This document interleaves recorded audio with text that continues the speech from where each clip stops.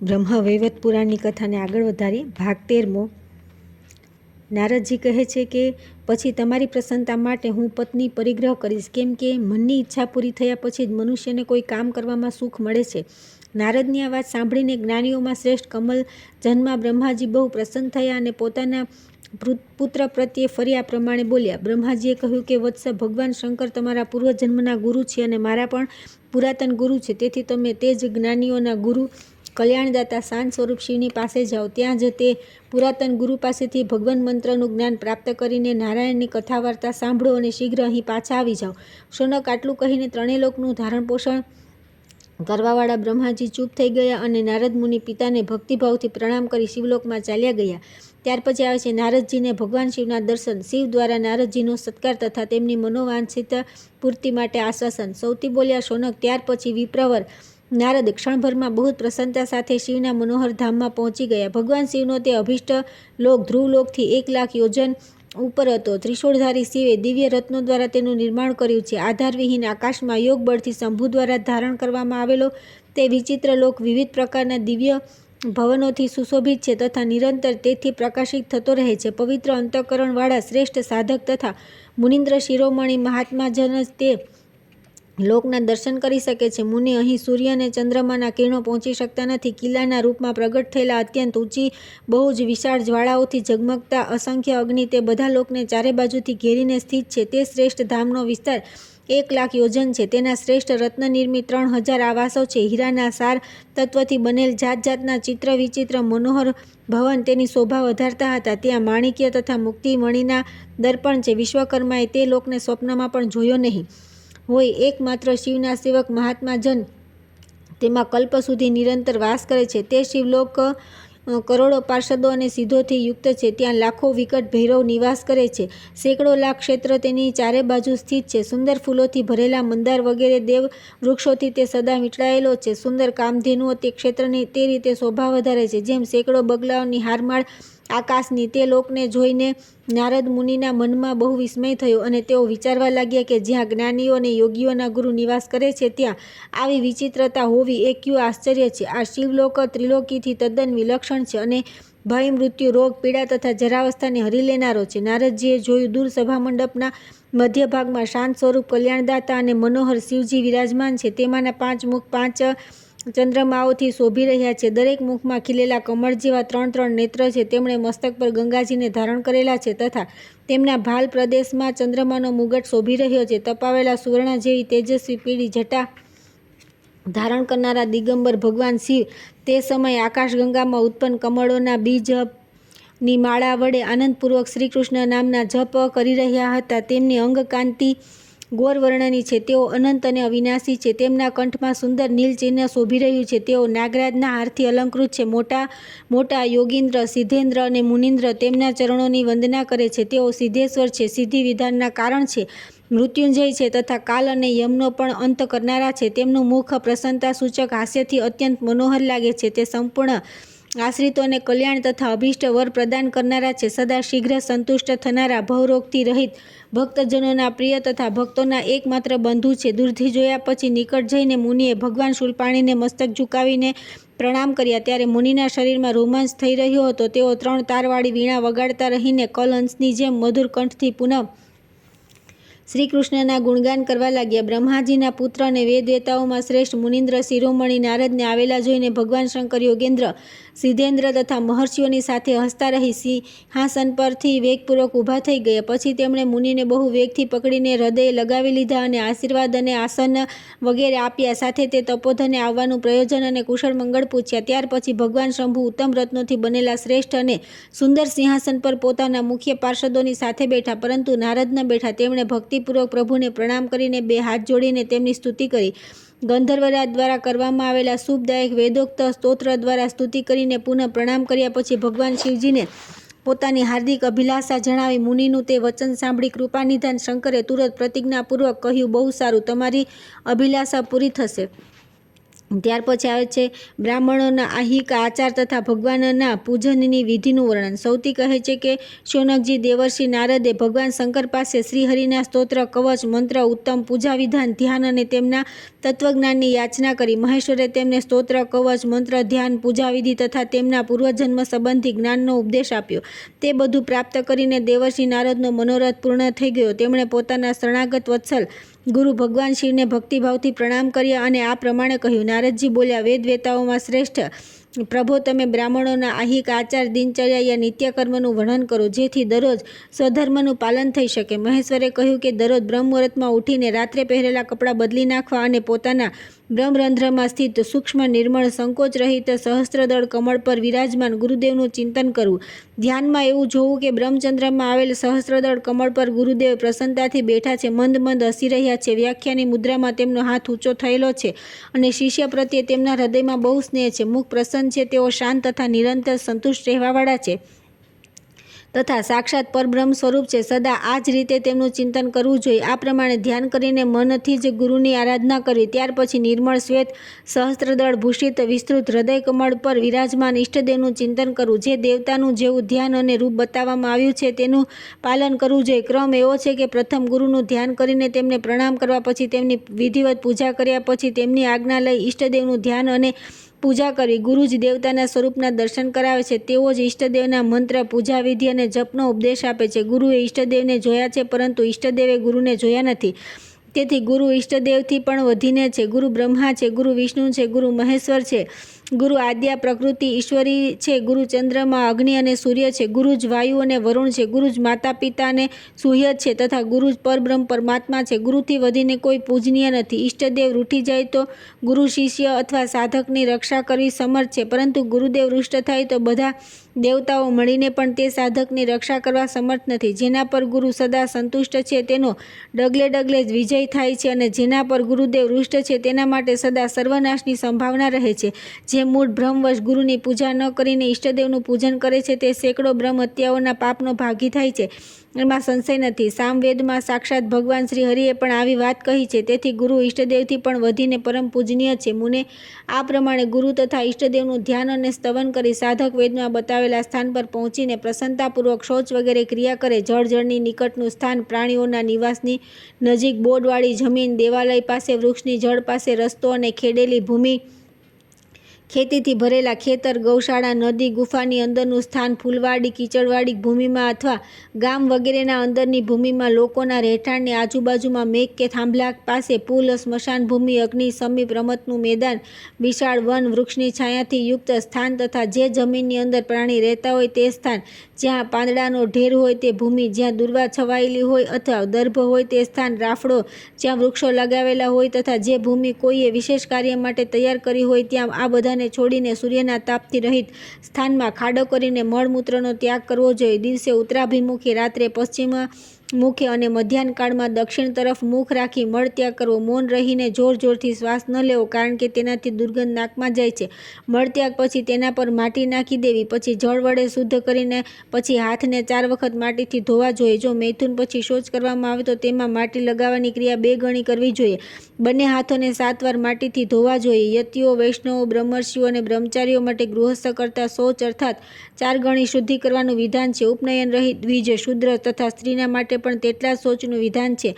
શુદ્ધિની ઈચ્છા રાખનારે શૌચના ઉપરયુક્ત નિયમમાં ફેરફાર કરવો નહીં, કેમ કે શાસ્ત્રોક્ત નિયમનું ઉલ્લંઘન કરવાથી પ્રાયશ્ચિતના ભાગી થવું પડે છે. નારદ, હવે તમે શૌચ અને તેના નિયમ વિશે સાવધાન થઈને સાંભળો. માટીથી શુદ્ધિ કરવાથી વાસ્તવિક શુદ્ધિ થાય છે. બ્રાહ્મણ પણ આ નિયમનું ઉલ્લંઘન કરે તો તે અશુદ્ધ જ છે. રાફડાની માટી, ઉંદરોની ખોદેલી અને પાણીથી અંદરની માટી, ઘરની દિવાલની માટી તથા લીપવાના કામમાં લીધેલ માટીને પણ શૌચને માટે ત્યાજ્ય છે. જેની અંદર પ્રાણી રહેતા હોય, જ્યાં વૃક્ષના પાંદડાના ઢેર હોય અથવા ખડેલી જમીનમાંથી પણ માટી લેવી નહીં. દર્ભ અને દુર્વાના મૂળની માટી, પીપળાના મૂળ પાસેથી લીધેલ તથા શયનની વેદીની માટીનો પણ શૌચ માટે ઉપયોગ કરવો નહીં. 4 રસ્તાની, ગૌશાળાની, ગાયની ખરીની, ખેતીનો પાક ઊભો હોય તે ખેતરની તથા બગીચાની માટી પણ લેવી નહીં. બ્રાહ્મણે સ્નાન કર્યું હોય અથવા ન કર્યું હોય, ઉપર મુજબ શૌચાચારના નિયમનું પાલન કરવાથી શુદ્ધ થઈ જાય છે તથા જે શૌચથી હીન છે તે નિત્ય અપવિત્ર તથા સમસ્ત કર્મો માટે અયોગ્ય છે. વિદ્વાન બ્રાહ્મણે આ શૌચાચારનું પાલન કરી મોઢું ધોવું. પ્રથમ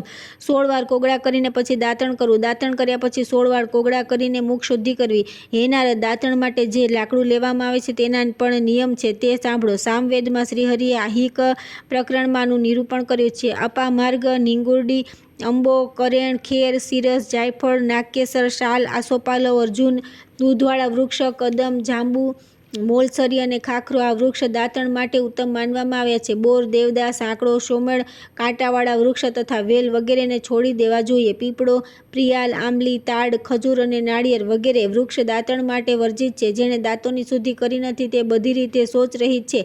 શૌચહીન પુરુષ સદા અપવિત્ર રહે છે. તે સમસ્ત કર્મોના માટે અયોગ્ય છે. શૌચાચારનું પાલન કરી શુદ્ધ થયેલા બ્રાહ્મણે સ્નાન પછી ધોયેલા વસ્ત્ર પહેરીને પગ ધોઈને આચમન કર્યા પછી પ્રાતઃ સંધ્યા કરવી. આ પ્રમાણે જે કુલીન બ્રાહ્મણ 3 વખત સંધ્યોપાસના કરે છે તે સમસ્ત તીર્થોમાં સ્નાનના પુણ્યનો ભાગીદારી થાય છે. તે ત્રિકાળ સંધ્યા કરતો નથી તે અપવિત્ર છે. સમસ્ત કર્મોમાં અયોગ્ય છે. તે જે કર્મ કરે છે તેનું ફળ મળતું નથી. જે પ્રાતઃ અને સંયમ સંધ્યા કરતો નથી તે શૂદ્ર સમાન છે. તેને સમસ્ત બ્રહ્મોચિત કર્મોથી બહાર કરી દેવો જોઈએ. પ્રાતઃ, મધ્યાહન અને સાયન સંધ્યાનો પરિત્યાગ કરી બ્રાહ્મણ દરરોજ બ્રહ્મહત્યા અને આત્મહત્યાના પાપનો ભાગી થાય છે. જે એકાદશી વ્રત અને સંધ્યોપાસનાથી હીન છે તે દ્વિજ શુદ્ર જાતિની સ્ત્રીની સાથે સંબંધ રાખનારા પાપીની જેમ એક કલ્પ સુધી કાલસૂત્ર નામક નરકમાં નિવાસ કરે છે. પ્રાતઃકાળે સંધ્યોપાસના કરીને શ્રેષ્ઠ સાધકે ગુરુ, ઇષ્ટદેવ, સૂર્ય, બ્રહ્મા, મહાદેવ, વિષ્ણુ, માયા, લક્ષ્મી અને સરસ્વતીને પ્રણામ કરવા. ત્યાર પછી ગોળ, ઘી, દર્પણ, મધ અને સુવર્ણનો સ્પર્શ કરી સમયાનુસાર સ્નાન વગેરે કરવા. જ્યારે તળાવ અને કૂવામાં સ્નાન કરે તો પ્રથમ તેમાંથી 5 પિંડ માટી કાઢીને બહાર ફેંકી દેવી. નદી, નદ, ગુફા અથવા તીર્થમાં સ્નાન કરવું જોઈએ. પહેલાં જળમાં ડૂબકી મારીને ફરી સ્નાન માટે સંકલ્પ કરો. વૈષ્ણવ મહાત્માનો સ્નાન વિષયક સંકલ્પ શ્રીકૃષ્ણની પ્રીતિ માટે હોય છે અને ગૃહસ્થનો તે સંકલ્પ થયેલા પાપોના નાશ માટે હોય છે. બ્રાહ્મણે સંકલ્પ કરીને પોતાના શરીર પર માટી લગાડવી. તે સમયે નીચે લખેલા વેદ મંત્રનો પાઠ કરે. માટી શરીરની શુદ્ધિ માટે જ લગાડવાની છે. શરીર પર માટી લગાડવાનો મંત્ર અશ્વકાંતે, રથક્રાંતે, વિષ્ણુક્રાંતે, વસુંધરે, મૃતિકે હરમે, પાપમ, યમંતા, દુષ્કૃતમ, કૃતમ, વસુંધરે તમારી ઉપર અશ્વ ચાલે છે, રથ દોડે છે અને ભગવાન વિષ્ણુએ પોતાના ચરણોથી તમને વ્યાપ્ત કર્યા છે અથવા અવતારકાળમાં તમારી ઉપર લીલા વિહાર કરે છે. મૃતિકામયી દેવી, મેં જે પણ દુષ્કર્મ કર્યું છે તે બધું મારું પાપ તમે હરી લો. સેંકડો ભુજાઓથી સુશોભિત વરાહ રૂપધારી શ્રીકૃષ્ણે એકાવર્ણા જળથી તમને ઉપર લઈ આવ્યા. તમે મારા અંગો પર આરૂઢ થઈ સમસ્ત પાપોને દૂર કરો, મહાભાગી પુણ્ય પ્રદાન કરો અને મને સ્નાન કરવાની આજ્ઞા આપો. તપોધન આમ બોલીને નાભી સુધી જળમાં પ્રવેશ કરો અને મંત્રોચ્ચાર પૂર્વક 4 હાથ લાંબુ પહોળું મંડળ બનાવી તીર્થોનું આહ્વાન કરવું. જે તીર્થ છે તે બધાનું આહ્વાન કરી રહ્યો છું.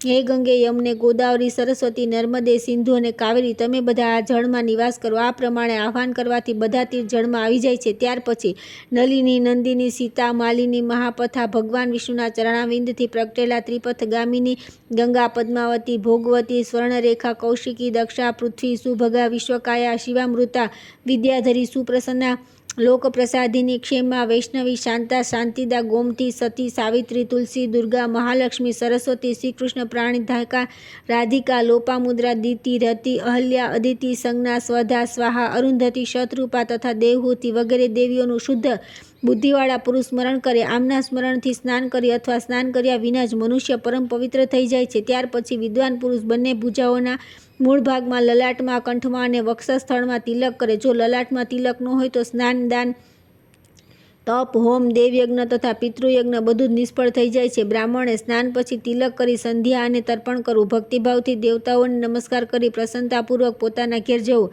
ત્યાં યત્નપૂર્વક પગ ધોઈને તે ધોયેલા 2 વસ્ત્ર ધારણ કરે. ત્યાર પછી તે મંદિરમાં જાય. આ સાક્ષાત શ્રીહરિનું જ કથન છે. જે સ્નાન કરી પગ ધોયા વિના જ મંદિરમાં ઘૂસી જાય છે તેમાં સ્નાન, જપ અને હોમ વગેરે નષ્ટ થઈ જાય છે. જે મનુષ્ય પાણીથી ભીંજાયેલા અથવા તેલથી તર ઉપર વસ્ત્ર પહેરીને ઘરમાં પ્રવેશ કરે છે તેના ઉપર લક્ષ્મી નારાજ થાય છે અને તેને અત્યંત ભયંકર શાપ આપી તેના ઘરમાંથી નીકળી જાય છે. જો બ્રાહ્મણ પગની ઘૂંટીઓથી ઉપર સુધી પગ ધુએ છે તો તે જ્યાં સુધી ગંગાજીના દર્શન ન કરે ત્યાં સુધી ચાંડાળ બનીને રહે છે.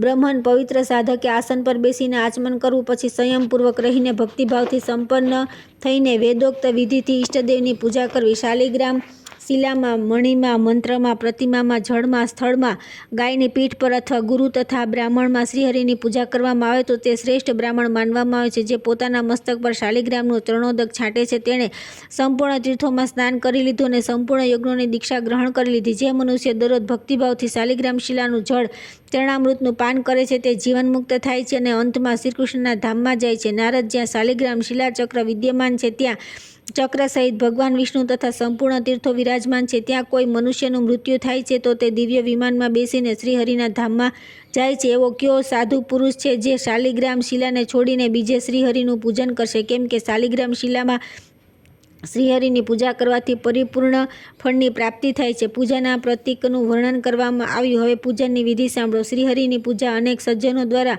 સન્માનીય છે, તેથી શાસ્ત્રાનુસાર તેનું વર્ણન કરું છું.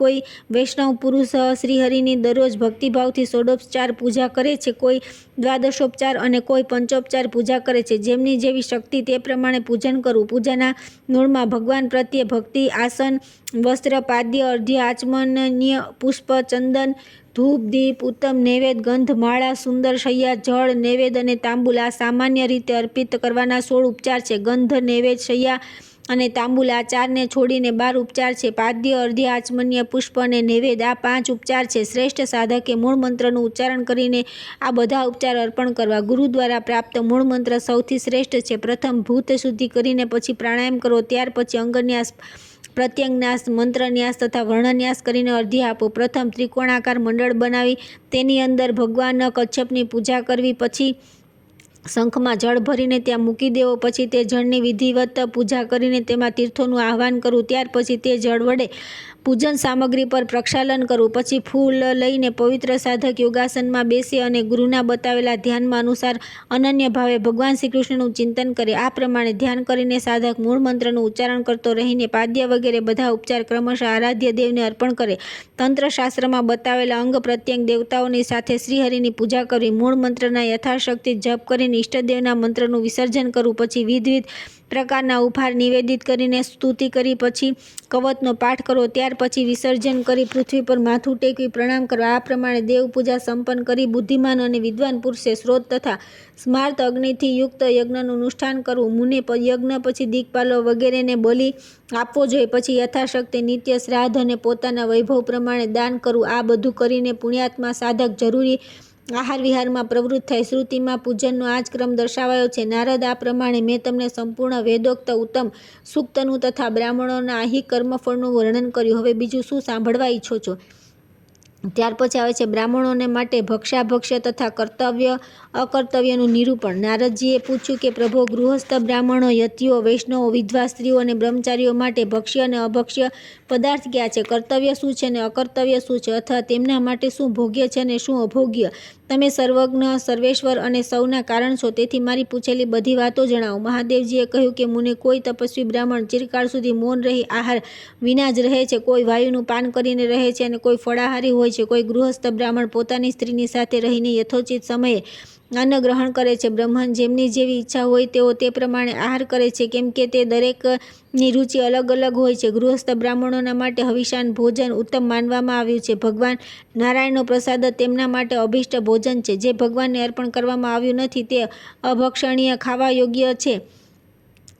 યોગ્ય નથી. એકાદશીના દિવસે ગૃહસ્થ બ્રાહ્મણે કદી અન્ન ખાવું ન જોઈએ. તથા જન્માષ્ટમી, રામનવમી તથા શિવરાત્રિના દિવસે જે અન્ન ખાય છે તે પણ 2 ગણા પાપનો ભાગી થાય છે. જે સંપૂર્ણ ઉપવાસ કરવામાં સમર્થ ન હોય તે ફળ, મૂળ અને જળ ગ્રહણ કરે. અન્યથા ઉપવાસના કારણે શરીર નષ્ટ થઈ જાય તો મનુષ્યને આત્મહત્યાનું પાપ લાગે. જે વ્રતના દિવસે એકવાર હવિષ્યાન ખાય છે અથવા ભગવાન વિષ્ણુનું માત્ર નૈવેદ્ય ખાય છે તેને અન્ન ખાવાનું પાપ લાગતું નથી. તે ઉપવાસનું પૂરું ફળ પ્રાપ્ત કરી લે છે.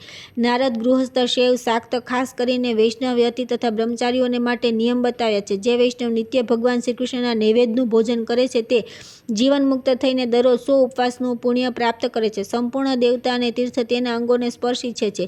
તેની સાથેનો વાર્તાલાપ તથા તેના દર્શન સમસ્ત પાપોનો નાશ કરે છે. યતિઓ, વિધવાઓ અને બ્રહ્મચારીઓના માટે તાંબુલ ભક્ષણ નિષિદ્ધ છે. નારદ, સમસ્ત બ્રાહ્મણોને માટે જે અભક્ષ્ય છે તેનું વર્ણન સાંભળો. તાંબાના પાત્રમાં દૂધ પીવું, જૂઠા વાસણ કે અન્નમાં ઘી લઈને ખાવું તથા મીઠા સાથે દૂધ પીવું ગૌમાંસ ભક્ષણ સમાન માનવામાં આવે છે. કાંસાના વાસણમાં રાખેલું તથા જે દ્વિજ ઉઠીને ડાબે હાથે જળ પીએ છે તે શરાબી માનવામાં આવે છે અને સમસ્ત ધર્મોથી બહિષ્કૃત છે. મુને ભગવાન શ્રી હરિને નિવેદિત ન કરેલું અન્ન, ખાધા પછી બચેલું જૂઠું અન્ન તથા પીધા પછી શેષ રહેલું જૂઠું જળ આ બધા અભક્ષ્ય છે. કારતકમાં રીંગણા, મહામાં મૂળા, ચોમાસામાં કલંબીનું શાક ન ખાવું જોઈએ. સફેદ તાળ, મસૂર અને માછલી આ બધા બ્રાહ્મણ માટે સમસ્ત સ્થાનોમાં ત્યાજ્ય છે. પ્રતિપદાએ કોળું ખાવું નહીં, કેમ કે તે દિવસે તે અર્થનો નાશ કરનારું છે. બીજના દિવસે નાના રીંગણ ખાઈ લે તો તેના દોષથી છુટકારો મેળવવા માટે શ્રીહરિનું સ્મરણ કરવું જોઈએ. ત્રીજના દિવસે પરવળ શત્રુઓની વૃદ્ધિ કરનારા છે, તેથી તે દિવસે ખાવા ન જોઈએ. ચોથના દિવસે મૂળા ધનનો નાશ કરે છે. પાંચમે બીલું ખાવાથી તે કલંક લાગવામાં કારણ બને છે. છઠ્ઠના દિવસે લીમડાના પાન અથવા લીંબોળી કે લીમડાનું દાંતણ કરવામાં આવે તો પાપથી મનુષ્યને પશુ યોનિમાં જન્મ લેવો પડે છે. સાતમા દિવસે તાડનું ફળ ખાવામાં આવે તો તે રોગવર્ધક તથા શરીરનું નાશક બને છે. આઠમે નાળિયેરનું ફળ ખાવાથી તેનાથી બુદ્ધિનો નાશ થાય છે. નવમના દિવસે દૂધી, દશમીએ કદમ શાક સર્વથા ત્યાજ્ય છે. એકાદશીએ સેમ, બારસે પોઈ અને તેરસે રીંગણા ખાવાથી પુત્રનો નાશ થાય છે. માંસ દરેકના માટે સદા વર્જિત છે.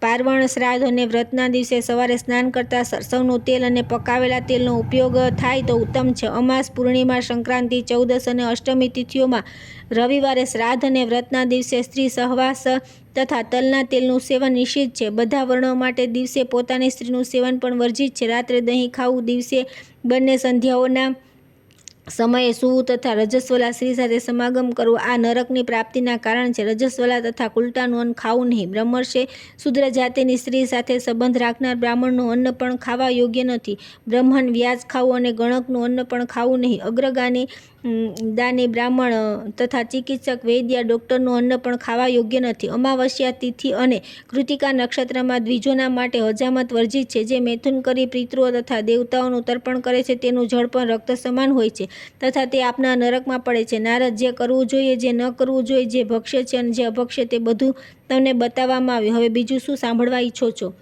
ત્યાર પછી આવે છે પરબ્રહ્મ પરમાત્માના સ્વરૂપનું નિરૂપણ. નારદજીએ પૂછ્યું કે જગન્નાથ જગદગુરુ, તમારી કૃપાથી મેં બધું જ સાંભળી લીધું. હવે તમે બ્રહ્માના સ્વરૂપનું વર્ણન, બ્રહ્મ તત્વનું નિરૂપણ કરો. પ્રભો, સર્વેશ્વર બ્રહ્મ સાકાર છે કે નિરાકાર? શું તેનું કોઈ વિશેષણ પણ છે અથવા એ વિશેષણોથી રહિત જ છે? બ્રહ્મના આંખો વડે દર્શન થઈ શકે કે નહીં? તે સમસ્ત દેહધારીઓમાં લિપ્ત છે કે નહીં? તેનું લક્ષણ શું બતાવવામાં આવ્યું છે? વેદમાં તેનું નિરૂપણ કઈ રીતે કરવામાં આવ્યું છે? શું પ્રકૃતિ બ્રહ્મથી અલગ છે કે બ્રહ્મ સ્વરૂપિણી જ છે? શ્રુતિમાં પ્રકૃતિનું સારભૂત લક્ષણ કઈ રીતે સાંભળવામાં આવ્યું છે? બ્રહ્મ અને પ્રકૃતિ બંનેમાંથી સૃષ્ટિમાં પ્રધાનતા કોની છે? બંનેમાં શ્રેષ્ઠ કોણ છે? સર્વજ્ઞ, આ બધી વાતો પર મનથી વિચાર કરીને જે સિદ્ધાંત હોય તે મને અવશ્ય કહો. નારદની આ વાત સાંભળીને ભગવાન પંચમુખ મહાદેવ ખડખડાટ હસી પડ્યા અને તેમણે પરબ્રહ્મનું નિરૂપણ આરંભ કર્યું.